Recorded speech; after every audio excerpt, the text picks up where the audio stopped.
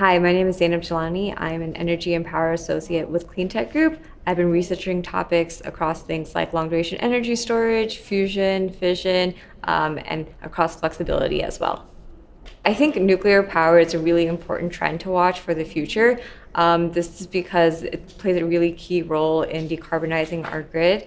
Currently, the IEA estimates that around 10% of our grid is powered by nuclear power, and it's really important that this moves forward.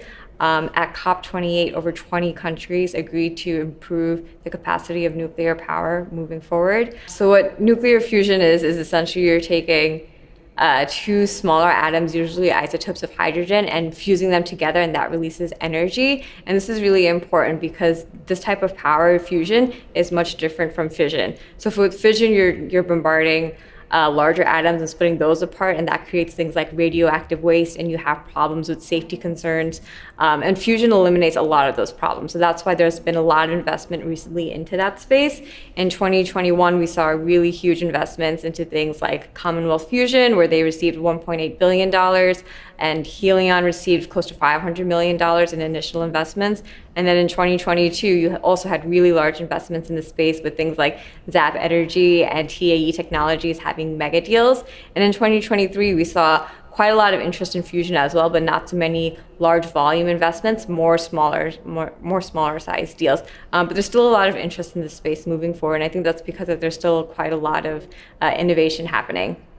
So in 2023, there were some really interesting key deals. So Kyoto Fusion Engineering raised $70 million in their Series Seed round, and they're really interesting because they're an already revenue-generating company, and they produce components for other players within the fusion industry. There's other companies like OpenStar Technologies, which is piloting levitated dipole systems.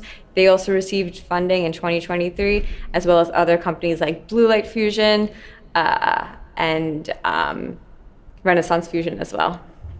So I think for the upcoming years, will be really interesting to see how the companies that have received funding move forward and how they end up trying to meet some of the milestones that they've previously recorded and previously stated, especially when it comes to things like reaching break even and reaching commercialization.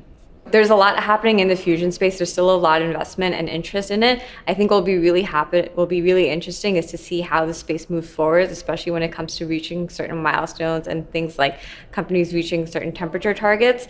We'll keep you posted in our new research as these companies move forward and meet these specific goals.